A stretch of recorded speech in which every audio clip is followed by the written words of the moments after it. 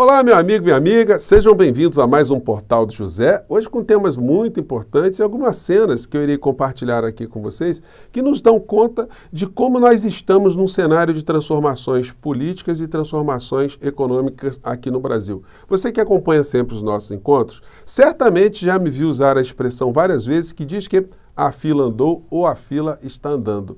Eu gosto de usar sempre essas expressões para sempre marcar aqui para você de como foi importante nós termos ajudado o nosso país a ter uma mudança política, porque essas filas só estão caminhando para a desgraça de muitas pessoas que fizeram mal ao Brasil, ao povo brasileiro, em função de termos conseguido fazer uma mudança política aqui no nosso país. Então, hoje o cenário está repleto e eu vou conversar com vocês sobre essas situações. Mas antes de mais nada, é muito importante convidar você que está chegando nesse momento ao nosso portal e não nos conhecia, para que você se inscreva aqui conosco, conheça também os nossos outros vídeos. Se você gostar, compartilhe, dê seu joinha. Aquele protocolo muito importante, né? Lembrando que todos os dias eu abro um bate-papo antes de entrarmos no ar para conversarmos ao vivo, né, com vocês. E se você puder, se inscreva no nosso clube de membros, que é uma ferramenta adicional, né, que o YouTube coloca à disposição de quem quer apoiar um portal, um canal, enfim, quer ficar mais próximo, quer prestigiar mais, tá bom? Então, vamos seguir em frente.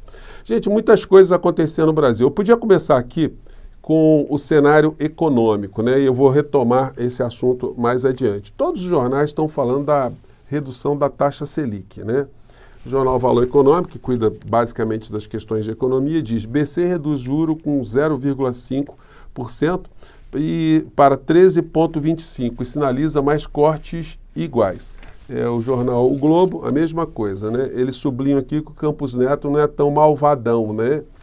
O Campos Neto bolsonarista e, na minha visão, um sabotador, enfim, está sendo tratado da seguinte forma aqui na manchete do Globo: queda maior do que esperada. Com voto de Campos Neto, BC reduz juros em 0,5 ponto, né, percentual. Né? Copom baixa Selic pela primeira vez em 3 anos e sinaliza novo ciclo. Bom, a notícia não deixa de ser uma notícia com um aspecto positivo, mas com essa velocidade, o que vai acontecer em relação à relação do Banco Central com o governo Lula é um processo de sabotagem. Quando essa taxa de juros estiver em níveis internacionais, níveis das economias emergentes, das economias racionais, enfim, o governo Lula já terá acabado. E aí, o que ele terá apresentado ao final de uma economia que foi se arrastando lentamente? É óbvio que essa taxa de juros poderia ser reduzida de uma maneira muito mais intensa. A gente está diante de cenários, gente, que não dá para a gente achar, né, que de fato agora está muito melhor. Não, nós estamos ainda muito menos piores, mas nós estamos ainda com a taxa de juros mais alta do planeta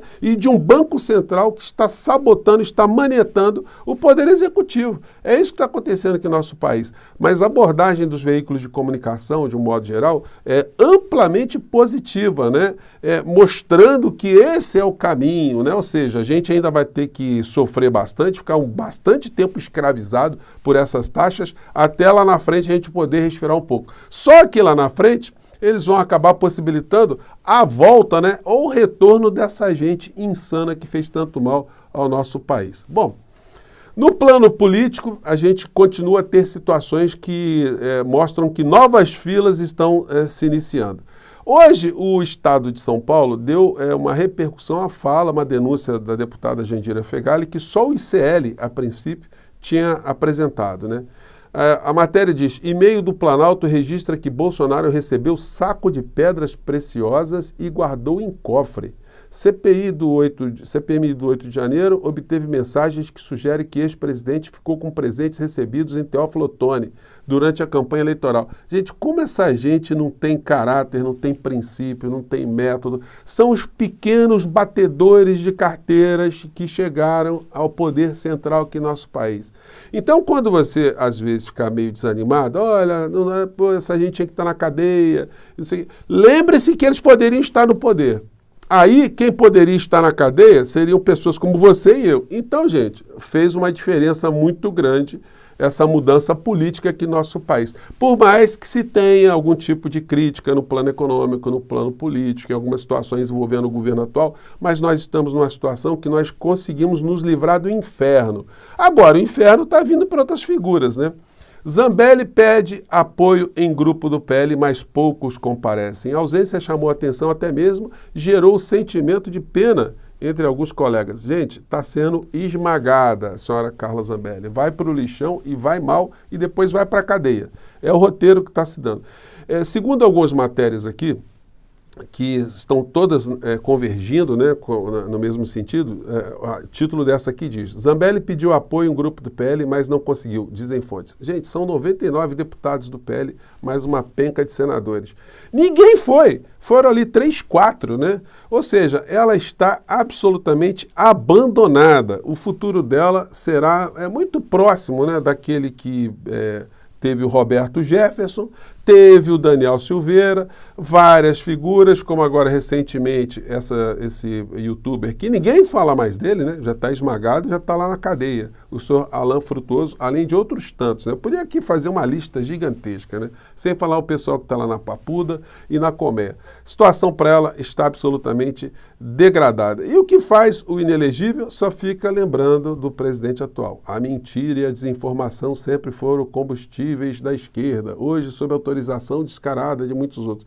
É o Carluxo, né, fazendo aqui os tweets do Bolsonaro. O Bolsonaro não sabe escrever, ele não sabe nem entender o que está acontecendo.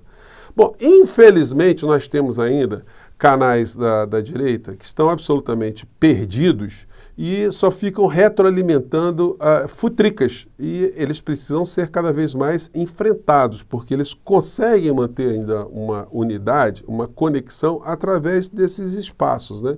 E isso mostra como é importante estarmos aqui no Portal do José, em vários outros canais aqui, combatendo essas coisas, essas mentiras, essas insanidades que ainda estão remanescentes nas redes sociais. Então aqui a CPI, o canal mais popular da direita hoje, eles estão abordando CPMI, Dino, Elisiane, G. Dias, enfim.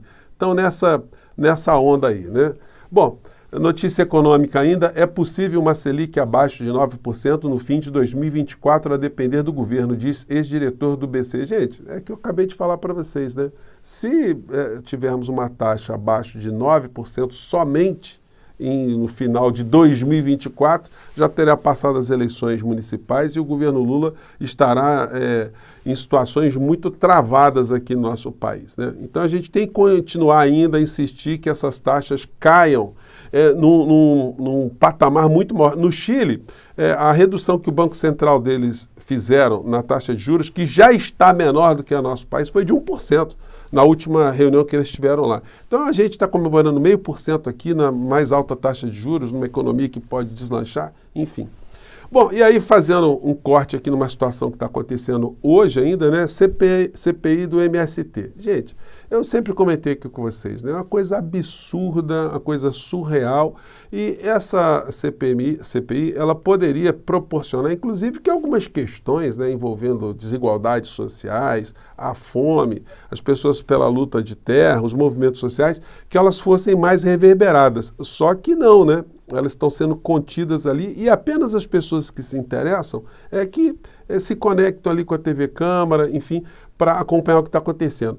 É um paradoxo muito grande, né? É como se nós tivéssemos aqui no Brasil, na época da escravidão, uma CPI para convocar ali um líder de escravos, né? Que tivesse feito ali um quilombo, uma região quilombola, né? Questionando por que ele fez aquilo.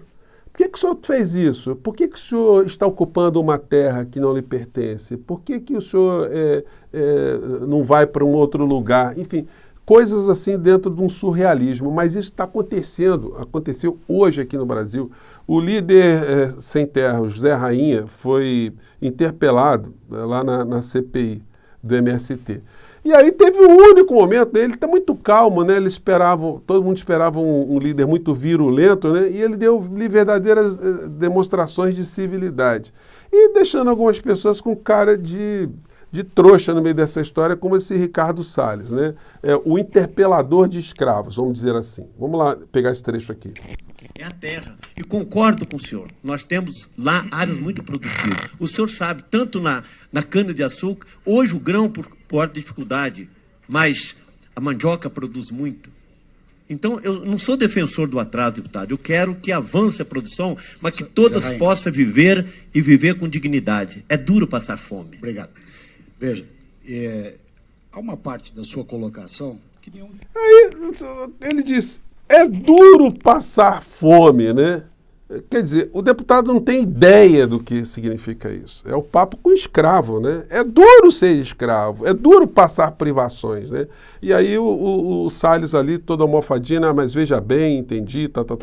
Enfim, ele não conseguiu fazer do Zé Rainha Neto ali um antagonista brigão, né? Ele acabou escutando muitas coisas ali, o Zé Rainha foi muito cordato. O Kim Kataguiri, muito malandro, né? Tentando ali jogar que o Movimento Sem Terra apoia candidaturas específicas e por isso estaria cometendo crime. Gente, é uma coisa... eles perguntaram lá em dado momento se os movimentos apoiam candidaturas para vereadores, deputados, enfim. Bom, qualquer movimento sempre vai ter gente apoiando, como os banqueiros apoiam deputados, as igrejas apoiam deputados, as televisões apoiam deputados, enfim, o agronegócio apoia deputados, o sistema financeiro apoia deputados. Então, qual o problema de ter pessoas do movimento social apoiando deputados também? Então, são muito hipócritas, são muito bandidos, né, de uma maneira geral. Então, o Zé Rainha Neto, hoje, ele teve lá uma fala muito interessante e que nos remete, né, a uma cena que eu queria compartilhar aqui com vocês. Infelizmente, eu não posso colocar o filme, mas eu recomendo que vocês assistam, tá? O filme Amistade, que é muito interessante e que fala exatamente disso que está acontecendo aqui no Brasil, mas numa situação de alguns séculos atrás, né? A história retrata ali um grupo de escravos que estavam sendo traficados e aí eles causam ali uma rebelião dentro da embarcação, chamada Amistade, e aí eles são levados para os Estados Unidos. O barco fica à deriva ali, chega até os Estados Unidos. E lá eles ficam num grande dilema, né? São escravos e, portanto, eles são coisas e aí eles devem ser entregues aos seus proprietários, ou eles são seres humanos e, enquanto seres humanos, eles têm o direito de se insurgir contra a escravidão, contra aquilo que estava acontecendo com ele. Então, eles, né? Então, o julgamento é muito interessante e quem faz o papel aqui de um ministro, né, da Suprema Corte Americana é o Anthony Hopkins, né, que faz o papel do Quincy Jones, né?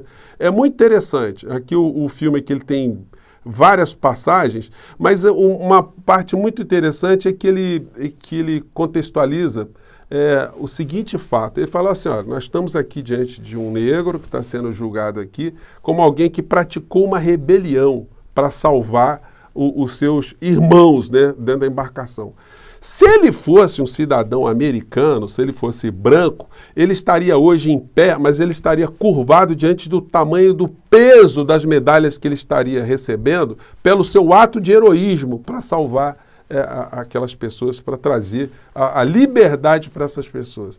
Então, gente, essa luta, né, da mente escravocrata contra o povo de uma maneira geral, contra os escravos, ela não vem de hoje e, ao que tudo indica, ela está cada vez mais presente, inclusive nessas notícias econômicas que nós temos aqui no nosso país, né? A elite econômica achou uma maravilha a gente agora ter só, entre aspas, 13,25% de taxa de juros real aqui no nosso país, que é a maior do planeta, né? O povo e o governo brasileiro que se lasquem. Eles querem morder mais. Bom, espero ter jogado aqui algumas interrogações, algumas reflexões interessantes para você no dia de hoje. Mande seu comentário, tá bom? E mais tarde estaremos de volta. Um grande abraço, até lá. Tchau.